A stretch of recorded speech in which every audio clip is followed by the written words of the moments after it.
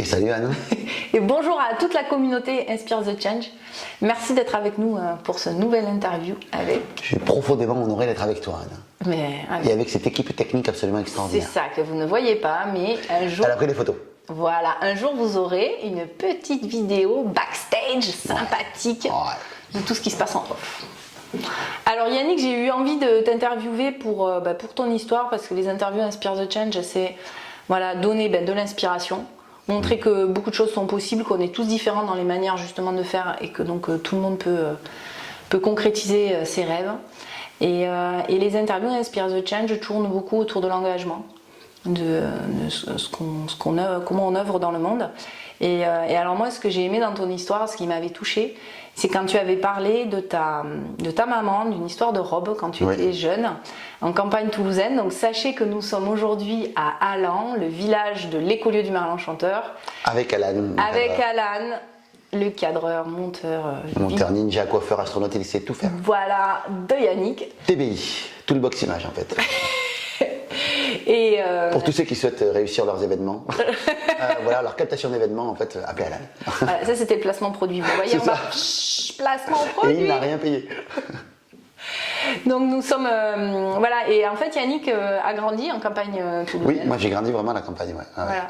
Et ce qui m'avait touché dans ton histoire, c'était de dire en fait pendant longtemps tu as détesté le métier de vendeur et la vente parce que tu avais baigné dans un contexte familial qui n'aimait pas ça et ta maman s'était fait, je crois, s'était fait arnaquer quelque part avec une histoire de robe. Je détestais pas en fait, c'est-à-dire que moi j'ai toujours été fasciné par la réussite, puisque enfant j'étais plutôt dans le manque.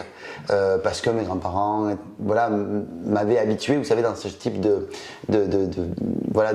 réflexion en disant non, on n'a pas d'argent, on peut pas, machin. Donc du coup, on prenait que des sous-marques, on prenait que tout ça. Donc je savais qu'il y avait un monde de gens en fait qui vivaient, avec de l'abondance. Et je savais que moi, en tout cas, ça avait quelque chose qui n'était pas, Et ça m'a toujours fasciné.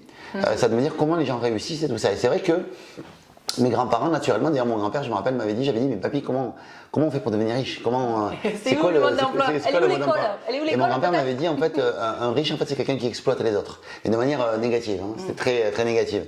Donc voilà, et c'est vrai que moi, en fait, j'étais pas très bon à l'école. J'ai pas suivi d'études, elles m'ont poursuivi plus qu'autre chose. Je l'aime bien cette expression. J'aime pas. On est bon ou pas? Elle est bonne. Elle vous plaît, retenez-la. C'est une de mes punchlines. Voilà. J'aime beaucoup en fait. Et du coup, j'avais en fait cette espèce de. La seule manière de me valoriser intellectuellement, c'était l'école. Et comme j'étais nul parce que j'étais très.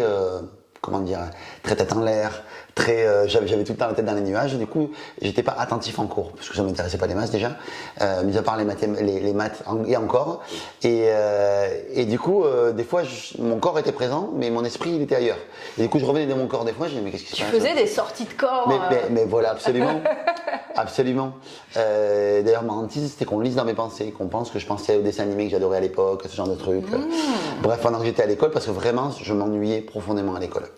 Et donc voilà, j'étais nul à l'école. J'étais pas non plus manuel, parce qu'il faut me voir en fait. En gros, je valais pas un clou au niveau manuel non plus. C'est-à-dire que l'exprès dans le clou. Je me chauffe, mais le train de l'humour est en marche. Voilà, on est parti. Et donc au niveau de j'avais pas un clou non plus du coup au niveau de la bricolade. C'est-à-dire que quand j'ai un marteau entre les mains à l'époque, une visseuse ou quelque chose devient une arme de destruction massive. Plan hors sec, déclenché, non, ça peut être compliqué. Et puis il y avait une autre manière de se démarquer, c'était éventuellement d'être sportif. Si tu veux, tu pourras venir faire du woofing avec Virgile au Merlan-Chanteur pour te réconcilier avec le marteau, les clous, du woofing, mais bien sûr, évidemment. Comme je sais ce que c'est que le woofing, évidemment.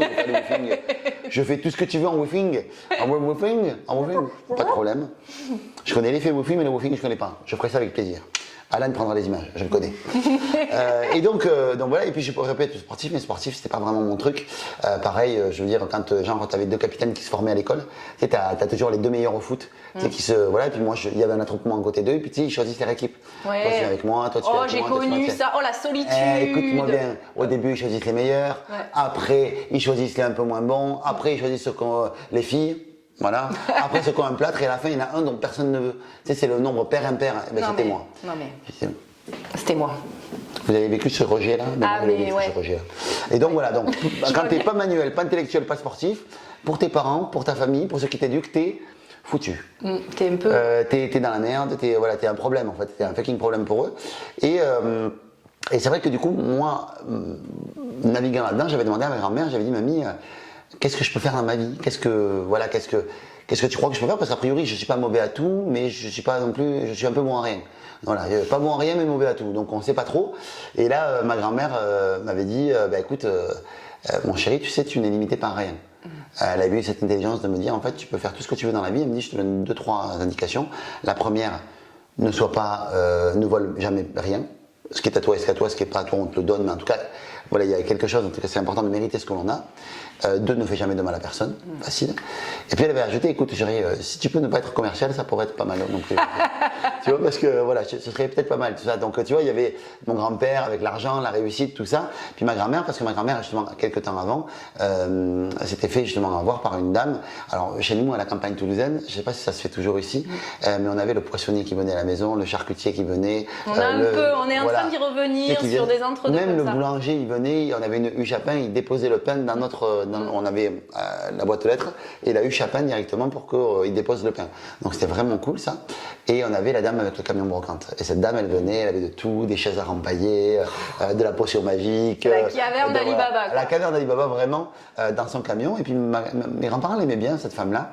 Et donc voilà. Et puis un jour, ma mère à l'époque, comme elle était chanteuse professionnelle, elle était par Mons et par Vaux, elle était tout le temps à droite à gauche, mais elle avait quand même sa garde-robe à la maison. Et un jour, cette dame va voir ma grand-mère et puis dit à ma grand-mère, écoutez Madame Dandine, j'ai vu votre fille avec une robe incroyable, une robe magnifique, ma fille se marie ce week-end, j'aurais adoré que vous puissiez me la prêter parce que je sais qu'elles font la même taille.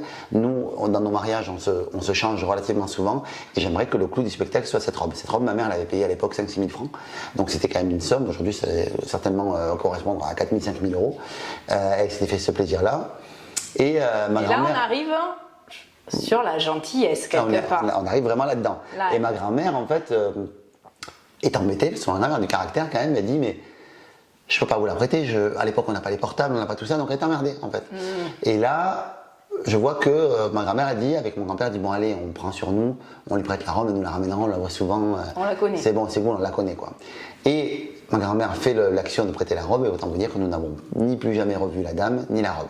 Enfin la dame, ma grand-mère l'avait revue mais elle l'a emboucanée, comme on dit chez nous, elle l'a embrouillée. Elle l'a enfumée. Voilà, embrouillée, voilà. Et ma grand-mère m'avait dit ce jour-là, elle m'avait dit tu vois les commerciaux c'est tous des salauds et quand on est trop gentil on se fait avoir. Voilà. Alors que ma grand-mère était profondément gentille. Bah oui, sinon elle n'aurait pas fait ça. Quelqu'un de profondément gentil.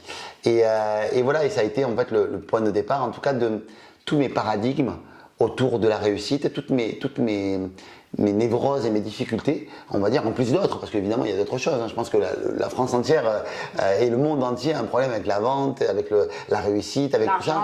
L'argent, tout ça, c'est quelque chose qui est sale, qui est problématique, parce que en faisant mes recherches, en écrivant mon livre, en fait, les 3 plus grands archétypes sociaux mondiaux sont le sexe, l'argent et le pouvoir.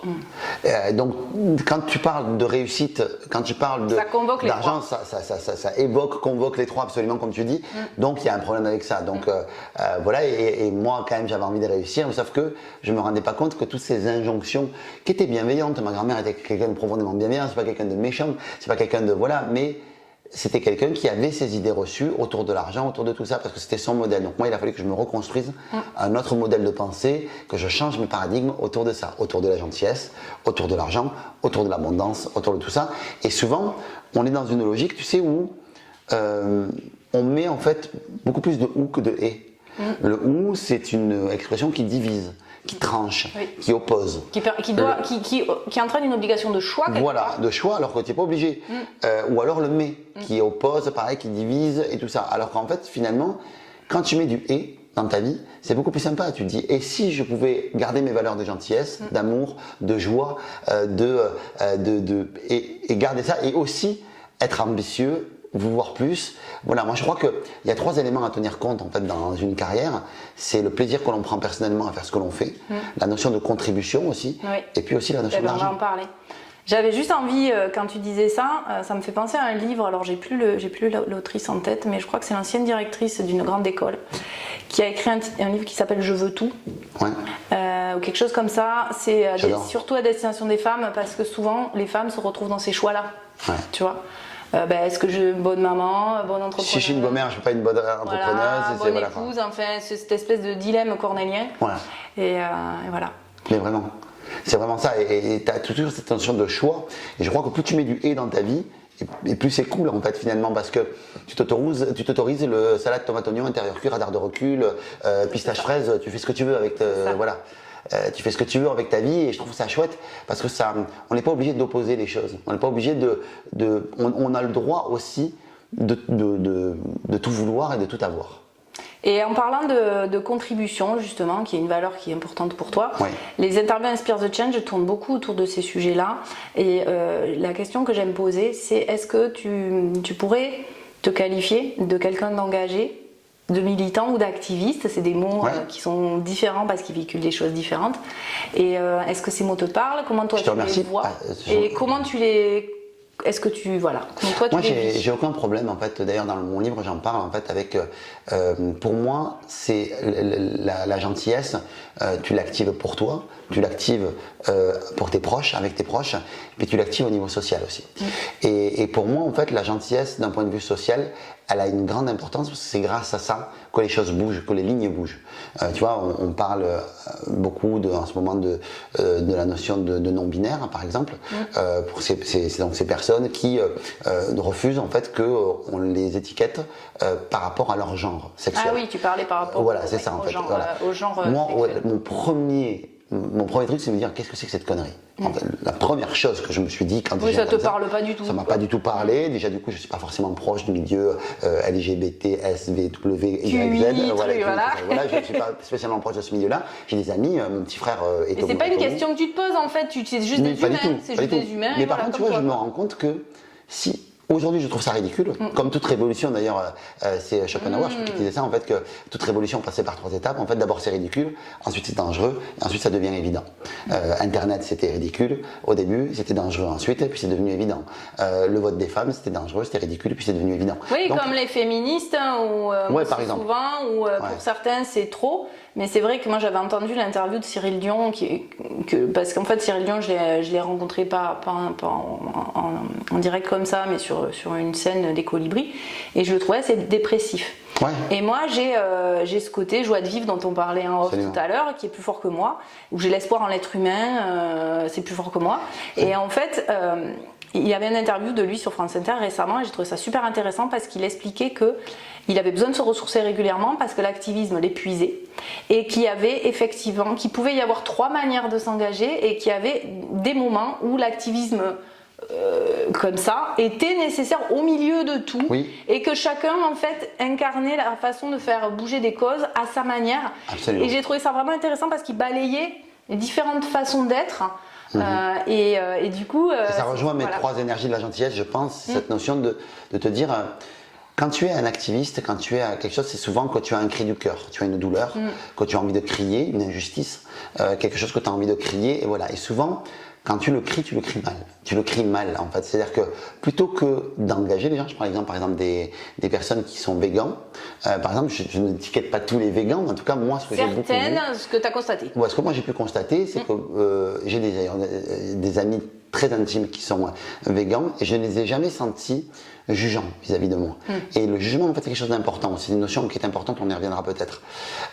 Et donc, cette notion-là, en fait, c'est toujours pareil. En fait, quand tu es un activiste, il faut aller. Tu ne peux pas, en fait, convaincre, persuader, c'est pas imposer les choses. Et souvent, dans l'activisme, on confond en fait cette notion de comment est-ce que j'impose les choses à l'autre, et comment Moi, je détiens la vérité, et l'autre n'a pas compris. Je te stigmatise. Si tu fais pas ce que je fais, si tu n'adoptes pas mon mode de vie, tu es donc contre moi. Et donc, c'est quelque chose qui divise plutôt qu'il ne rassemble. Et c'est toujours cette notion-là, c'est de ce cri du cœur, de ce fait moi je suis d'accord avec le fait, même si je ne suis pas du tout végétarien, c'est pas du tout mon combat, parce que chacun son combat aussi. Je comprends aussi la douleur qu'ils peuvent avoir, je comprends tout ça, et je suis assez convaincu que dans une centaine d'années, on dira, tu te rends compte, avant ils mangeaient des animaux. Je suis assez convaincu de ça. Mais moi j'ai été élevé comme ça, c'est ma culture, donc c'est difficile pour moi de bouger là-dessus, même si j'essaie de moins manger. Mais encore une fois, je suis beaucoup plus attiré par un discours activiste, ou en tout cas un discours inclusif, qui va me dire, ok, je te juge pas, tu vois, mais juste moi, je mange pas. Et un discours inspirant plutôt qu'un discours qui t'impose les choses. Oui. Et moi, c'est clair que moi, ça va me braquer. C'est-à-dire que moi, si tu viens me chercher, mon ego va se mettre devant. Je suis un mec du développement personnel, mais quand même, mon ego est toujours là. Voilà. Et du coup, ça va me braquer, moi, de mon côté. Donc, tous les humains, en fait. En général, de toute manière. Et puis, c'est ça qui divise. Souvent, c'est le dialogue qui fait que. Et le dialogue, c'est quand il passe par l'ouverture. Et l'ouverture, ça passe par l'acceptation de l'autre tel qu'il est et l'acceptation des points de vue. Tu sais, à la télévision, on nous a habitués au débat contradictoire, au débat où ça se tape sur la gueule et où jamais personne n'est d'accord. Moi, je suis pour le débat d'idées, le débat qui fait avancer la pensée. Et donc, pour moi, quand on peut avoir un débat de pensée avec les gens et que on est capable, en fait, en tout cas, d'avoir quelque chose de cool, c'est chouette. Mais ce qui nous bloque, ce sont la gestion de nos émotions. Le problème est là. C'est que la gestion des émotions fait que les gens sont tellement habités par leur message. En insécurité aussi, du coup. Et tellement que du coup, ça devient en fait un débat qui devient contradictoire, qui devient stigmatisant, qui devient jugeant vis-à-vis de l'autre.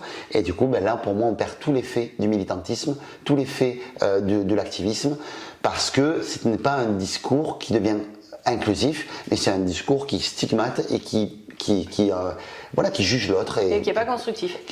Il me vient, tu vois, c'est rigolo, on est en plus dans un cadre chez des amis où il y a des bouteilles. Alors j'ai envie de prendre cette bouteille, en fait. Il y a un ami là qui est aux journées portes ouvertes justement, qui nous fait les repas, qui sont végétariens, ceci étant dit. Et un jour, il était venu manger à la maison avec sa chérie, et on discutait tous les deux, on adore discuter. Et à un moment, Virgile, mon mari, lui dit, mais vous êtes d'accord? Et Christian, il lui dit, bah oui, mais tu vois cette bouteille, Anne, elle me montre là.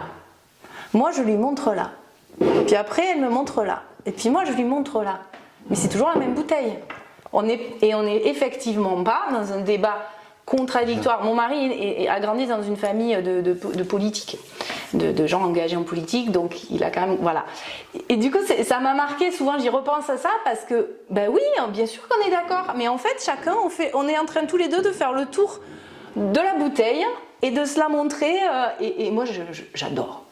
Moi, en tout cas, je trouve que quand tu es dans l'acceptation de l'autre, quand tu acceptes le discours de l'autre, quand tu pars aussi pas dans une idée de fermeture, mais d'ouverture, à te dire que peut-être que moi aussi, je peux changer d'idée. Peut-être que moi aussi, si demain on a un débat, toi et moi, je vais avoir une idée au départ, je serai très heureux de repartir avec une nouvelle idée. Et me dire, ah putain, t'as peut-être raison. Parce que c'est toujours pareil, en fait, dans les débats contradictoires, la personne cherche à avoir raison, elle ne cherche pas la vérité. Et c'est ça qui, pour moi, en tout cas, est important de travailler, en tout cas, quand on est dans cette notion d'activisme, parce que pour moi, l'activisme doit passer justement par une phase de séduction aussi, et c'est pas évident, hein, parce qu'on se dit non, c'est parce que les gens sont appelés par quelque chose qui les touche. C'est les tripes qui parlent. C'est ça, et donc du coup, c'est juste comment est-ce que tu peux envelopper ça dans un message beaucoup plus inspirant, beaucoup plus, avec un peu plus de suavemente, beaucoup plus de love, quoi, tu vois. Suavemente, tu vois, voilà, mais un truc qui soit beaucoup plus séduisant pour les autres. Moi, par exemple, j'achète par exemple de la Beyond Meat. La Beyond Meat. Beyond Meat, c'est de la viande qui n'est pas de la viande, mais qui ressemble à de la viande. Oh, toi t'as découvert le woofing, moi j'ai découvert le Beyond Meat. Alors attends, c'est une marque, hein, donc il y a plein de choses. Il y a une viande qui s'appelle Impossible, etc. Il y en a plein. C'est très intéressant. Et du coup, quand je mange cette viande-là, j'ai l'impression de manger de la viande, mais c'est que végétal. Alors je sais pas comment ils font, mais en tout cas c'est sympa. Alors ça vaut pas pour ceux qui connaissent, ça vaut pas un bon steak et tout ça, mais peu importe. Je trouve intéressant parce que je me dis, tu vois, j'achète des saucisses comme ça, j'achète tout ça parce que je me dis, au moins ça tue pas d'animaux. Et c'est chouette. Tu vois, je trouve ça vraiment sympa comme truc. Mais ça, pourquoi je voulais te dire ça d'ailleurs? Pourquoi est-ce que je te parle de ça, de la Beyond Meat? Oui, voilà, parce qu'en fait, moi, ce qui m'a été dit par mes amis, notamment et certains amis, c'est ouais, mais ok, mais sauf que du coup, tu cherches quelque chose qui a goût à viande toujours. Mais oui, mais moi, c'est ma culture. Et ben, c'est pas grave. C'est ma culture, d'accord? C'est pas grave. Et on te dit, ouais, mais tu cherches un truc qui a le goût de la viande, donc du coup, tu changeras jamais là-dessus. Peut-être, mais au moins, je tue moins d'animaux. Ouais, okay, et puis l'idée, c'est d'être en accord avec soi-même, et parce que moi aussi, ce que je porte dans Inspire the Change, c'est si tu vibres l'engagement triste, dépressif, colérique, tes vibrations, de toute façon, elles t'amènent à la confrontation. Et puis elles seront pas bonnes. Tu vas pas faire du bien au monde en vibrant quelque chose de pas joyeux. Donc, si toi ça te fait du bien, que c'est comme ça et que t'es bien là-dedans, ben tu fais du bien. Mais c'est ça. Donc, et après, moi, ce que je trouvais intéressant par rapport à ce que tu disais sur le fait de discuter sur voilà l'histoire de la bouteille que je montrais aussi, c'est quelque chose qui m'anime vraiment profondément. C'est, je trouve qu'on est plus intelligent à plusieurs. Donc moi j'aime, ça m'a valu des blagues dans mon ancien boulot, je disais j'aime faire des trucs à plusieurs. Quand je travaillais au port de Marseille, monde d'hommes. Très intéressant. Voilà, évidemment, un collègue de travail un jour, j'ai dit ça à la machine à café, il m'a dit quand tu veux. Donc je trouve qu'on est plus intelligent à plusieurs, clairement. Je trouve qu'une idée plus une idée, ça en fait une troisième qu'on n'aurait pas eu tout seul. Et c'est comme ça qu'on fait avancer les sujets. En tout cas, la co-création, c'est mon gros kiff. Moi, je co-crée quasiment tout ce que je fais. Donc, la NBS a été co-créée avec David Lefrançois. Voilà, mes programmes, il y a un programme master et encore, je l'ai co-créé aussi. Donc, je pense que voilà, plusieurs cerveaux valent plus que plusieurs, on va dire, cerveaux moyens, on va dire, si on prend une échelle de valeur, valent mieux que le plus grand cerveau du monde. Voilà. C'est ça. Et c'est comme le plus petit stylo du monde vaut mieux que la plus grande mémoire du monde. Voilà. Est-ce que tu considérerais du coup que la cause dans laquelle toi tu t'engages, c'est celle de la gentillesse? Absolument. Oui. Moi, c'est un cri du cœur. J'en avais marre de voir que ce soit. Comment ça a déclenché justement? Il y a eu un déclencheur ou il y a eu plein, voilà. Plein de choses. Déjà à les cours de récréation, j'en avais marre que ce soit toujours le caïd de qui les filles tombaient amoureux. C'est toujours le caïd, le mec qui est le plus infect avec les autres, le plus dur, le plus coupé de ses émotions, qui était celui qui avait le plus de succès. Je trouvais ça scandaleux. Je trouvais ça scandaleux que les leaders, les patrons d'entreprise, les plus grands leaders, on dise non, on rigole pas. Et puis ce sont les gens les plus coupés de leur cœur. Les plus coupés de leurs émotions, on te dit non. Puis j'en ai marre aussi qu'on te dise, quand t'es enfant, on te dit sois gentil, sois doux, sois mignon, oui. Et que plus tu grandis, plus on te dit arrête d'être gentil. Sois pas trop si gentil. tu veux, Combien de si fois tu veux être dans le milieu des affaires, en fait, il va falloir que tu sois impitoyable et que tu montres à quel point tu te coupes des émotions. Bizarrement, en fait, même les gens gentils se résignent à ça, alors que personne n'a envie de vivre dans un monde où la gentillesse n'existe pas. La gentillesse, c'est une qualité d'être. Là où on a toujours valorisé dans notre monde les qualités de faire. Moi, je préférais à une époque que l'on dise de moi que j'étais ultra compétent dans le domaine de la vente, du commerce, du réseautage, de tout ça. Je préférais qu'on dise ça de moi, que je suis gentil. Pourquoi? Parce que c'était une qualité d'être que pour moi, en gros, c'est comme si on reléguait les qualités d'être à des micro-qualités, des bébés-qualités. Oui. Alors qu'en réalité, on n'a pas envie de vivre dans un monde. Oui, puis quelque part, des qualités qu'on demande aux enfants parce que du coup, ils nous écoutent. Et qu'après, grand, on passerait sur autre chose. Ouais. Et quand on sait qu'en fait, les êtres humains, c'est des recherches en psychologie qui en tout cas l'ont montré, bon on verra comment ça évolue, mais que c'est jusqu'aux 3 ans qu'en fait on engramme, qu'on mémorise nos comportements d'adultes. Qu'en fait si jusqu'à toute ton enfance on te dit sois gentil, et qu'après on te dit ne sois plus gentil, il y a un truc cognitif qui bug en fait. Mais en fait, c'est pas possible en fait. Dans mes recherches, je me suis rendu compte que 99,999%, le 0,1 est lié à des gens qui ont des pathologies, en tout cas des pathologies d'hyposensibilité, de psychopathie, de ce genre de choses. En fait, tout le monde est gentil. Parce que la gentillesse n'est quoi d'autre qu'une ouverture de cœur, qu'une expression de l'amour, en fait, finalement. Ça n'est que ça, en fait. Et en fait, il n'existe aucune personne qui n'ait pas ce fond de gentillesse, ce fond d'amour que je connaisse, en tout cas. Il n'y a que des gentils qui se sont résignés, ou des gentils qui s'interdisent de réussir parce qu'ils pensent que pour réussir, il faut devenir un enfoiré. Et du coup, moi, je me bats contre ça, et c'est mon combat, moi. L'entrepreneuriat et la réussite, la réussite et la gentillesse. Dans un chaudron de gentillesse. Ouais, voilà. Et puis encore une fois, être gentil, c'est pas être un béni oui-oui, hein, c'est pas dire oui. On voit la gentillesse comme quelque chose qui se diffuse vers l'extérieur, qui parle de soi vers l'extérieur. Mais en fait, on oublie que la gentillesse doit se diffuser à l'intérieur de nous aussi. Notre gentillesse, et donc du coup, la diffuser à l'intérieur de nous, ça veut dire peut-être savoir dire non, ça veut peut-être savoir, voilà. C'est juste une expression de l'amour. C'est juste ça. Et savoir à un moment donné, savoir se donner cette expression d'amour. Moi, je dis souvent, quand je vais donner un acte de gentillesse, j'ai 3 tamis, comme Socrate. Les 3 tamis, c'est le premier tamis, c'est est-ce que j'en ai envie. Second tamis, c'est est-ce que c'est juste pour moi. Troisième tamis, c'est est-ce que c'est juste pour l'autre. Des fois, on rentre dans tout le temps service en étant sur-aidant avec l'autre, on l'handicape. Et par moment, à nous de faire un choix. Et comme le dit le 4e accord Toltec, faisons de notre mieux. Et le dernier accord Toltec, m'en fous, m'en tape. Ouais, le sixième accord Toltec est le meilleur de tous. Voilà. Que vous découvrirez bientôt en interne. Oui, c'est ça. Le top, voilà, c'est le 6e accord Toltec. Ça, c'est le dernier, c'est le summum, c'est celui qui chapeaute tout, m'en fous, m'en tape. Alice qui est quand même une perle de sagesse, derrière une grosse connerie. Moi, j'aime beaucoup. Voilà. C'est quelqu'un qui a une grande sensibilité. Voilà, j'en parle souvent dans mes cours. Elle le sait. Puis en plus, elle filme, là, donc c'est intéressant. Comme elle a un fusil braqué sur nous, en fait, il vaut mieux dire du bien d'elle. Et tu sais qu'il y a eu un documentaire qui a été fait par Arte que vous pourrez retrouver sur justement Arte en VOD, ce qui parle de la coopération chez l'être humain. Et en fait, ils ont fait toute une recherche. Ils montrent que les humains en état d'urgence s'aident entre eux. Il y a beaucoup de théories sur, tu sais, la loi de la coopération plutôt que la loi de la jungle. Oui, en fait, on casse les barrages, on casse les boutiques. C'est pas un monsieur qui s'appelle Sévigny qui était dedans. Je sais plus, mais je crois que c'est le pouvoir de l'altruisme. Je sais plus le titre exactement. Ouais, je pourrais vous le remettre. J'ai un reportage là-dessus. Voilà. C'est une petite capsule. Là, c'est un documentaire de recherche, quoi. Et où en fait, ils voulaient démontrer que naturellement, l'être humain est collaboratif, coopératif et s'entraide en fait. Et en fait, c'est notre nature. Donc c'est fou comme on peut se tordre après par des peurs et des croyances. Et toi justement, tu disais, tu t'engages là-dedans, ta manière d'agir dans le monde avec cette gentillesse, c'est à la fois à travers ton activité d'accompagnement à la NBS. Et est-ce que tu as d'autres façons, est-ce que tu peux nous... Comment ta gentillesse, comment justement cette contribution à travers la gentillesse, Oui, il y a le livre, évidemment, Les gentils aussi méritent de réussir. Que nous mettrons en lien. Que j'ai dans la voiture, je ne l'ai pas pris là, mais il y a le livre, donc, du coup, qui est aux éditions Alizio, qui pour moi est une bonne brique, en tout cas pour commencer à changer l'état d'esprit là-dessus. Livre qui est une expérience, où vous pouvez avoir accès à des contenus supplémentaires via Internet, tout ça, il y a vraiment une expérience globale dans le livre qui se suffit à lui-même, mais on peut aller plus loin aussi, parce que je pense que, comme, en tout cas, Socrate ne voulait pas écrire. Parce qu'il pensait que l'écriture figeait la pensée et que la pensée était vouée à voyager. Sauf que je crois quand même qu'il y a ça a fait beaucoup de bien que les gens aient écrit sur Socrate. Voilà, parce que Platon notamment, parce que ça a énormément aidé finalement à faire connaître sa pensée, même si elle a été figée, pervertie, tout ça, au moins sa pensée a perduré.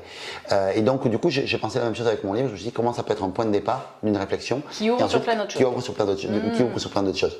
Donc voilà, parce que je n'arrive plus à parler, donc du coup voilà. Ensuite j'ai évidemment la Neurobusiness School qui est mon école de business en ligne, donc j'apprends aux personnes bienveillantes qui ont envie de se lancer à trouver une idée de business et puis à se lancer.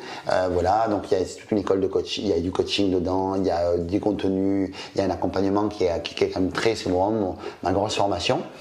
Donc on prévoit d'ailleurs un niveau 2 pour les entrepreneurs avancés, maintenant plus avancés.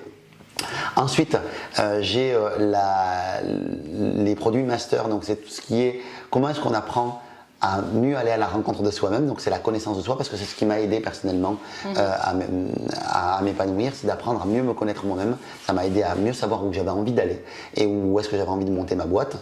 Et ensuite j'ai un programme sur la vente et sur l'influence.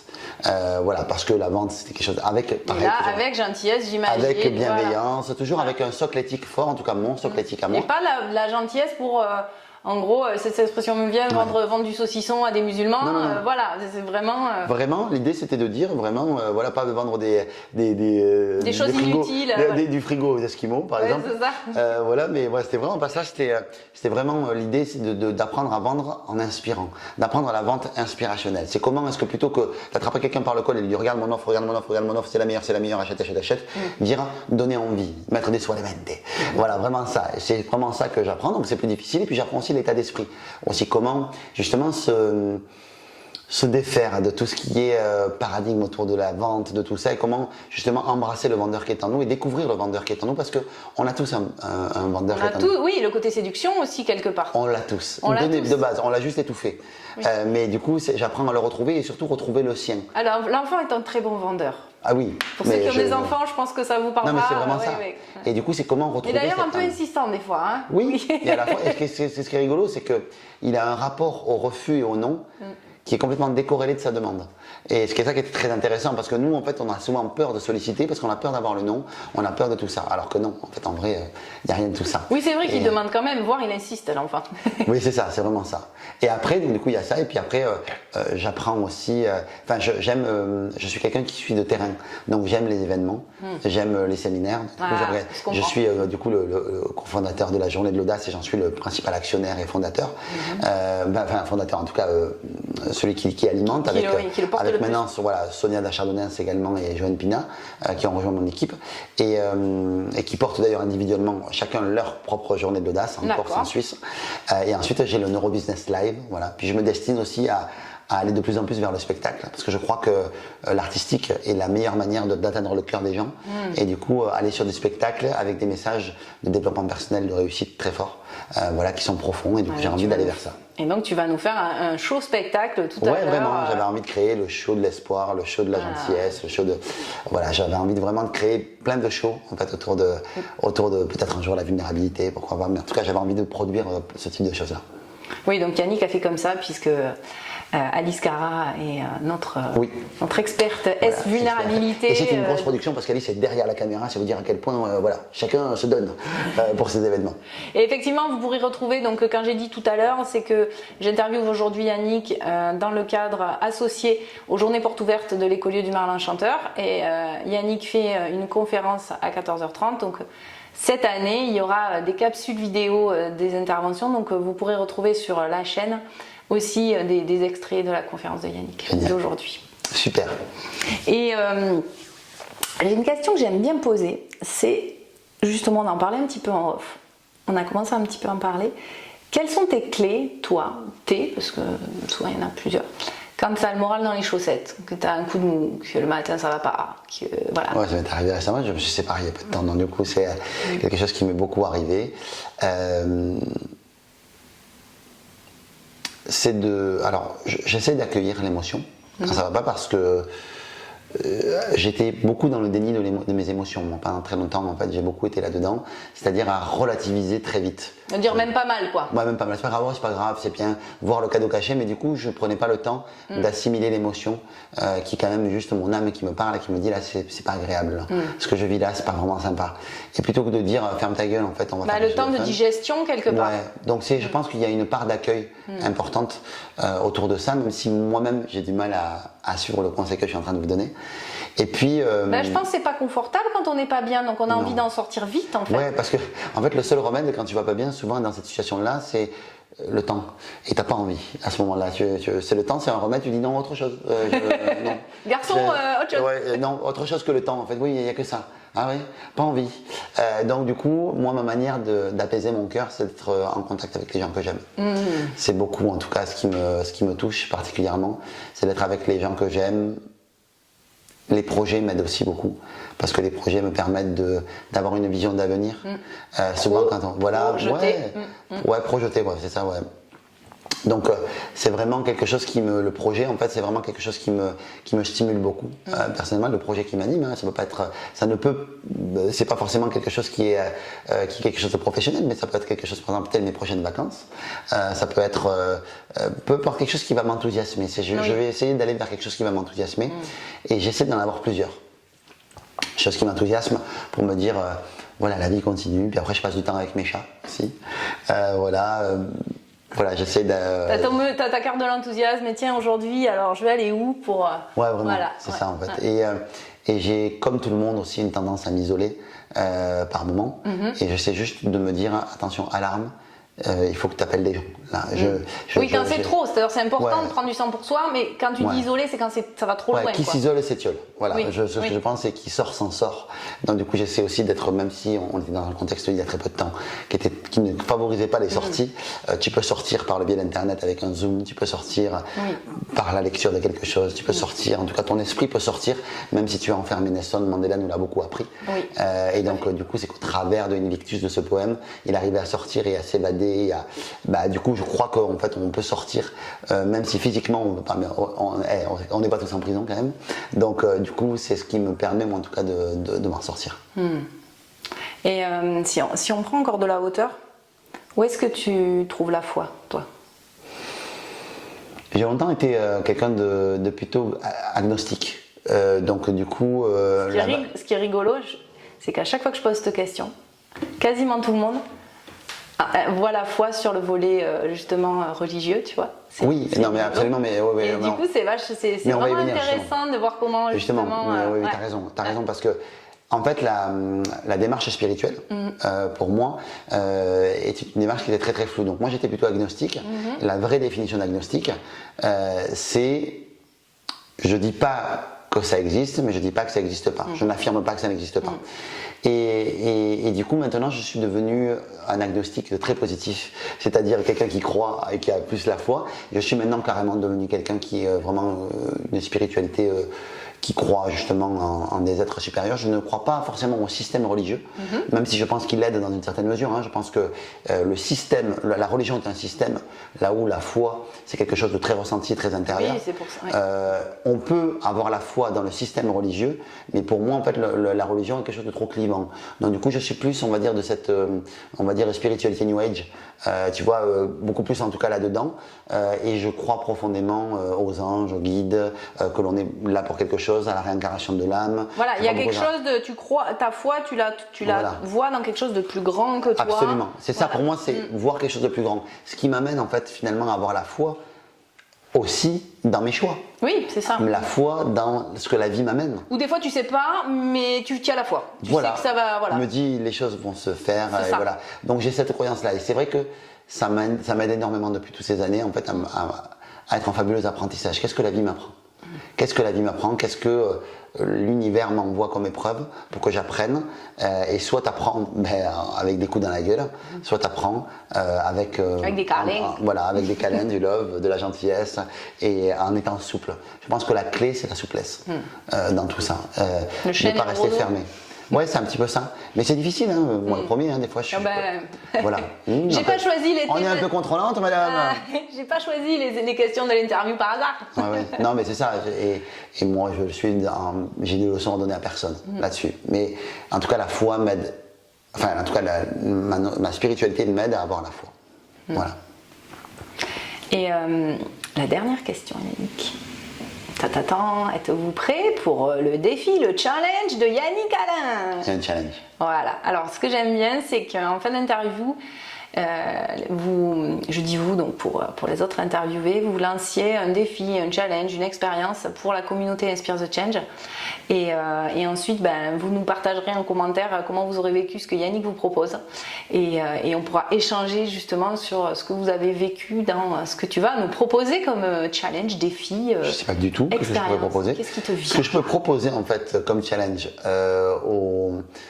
à la communauté d'Inspire the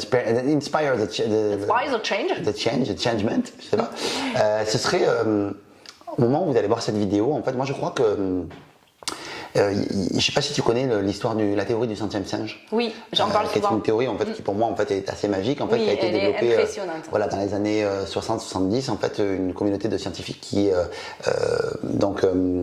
analysait des macaques et des singes et en fait sur une île, sur plusieurs îles, un archipel en fait au Japon, et ils se sont rendus compte, donc pour attirer les singes et les étudier, ils balançaient de la patate douce sur le rivage, donc sur le sable, et les singes prenaient la patate douce, la mangeaient parce qu'ils en raffolaient, mais il y avait du sable dedans, donc c'est un peu dégueu, ça craque un peu ce dedans.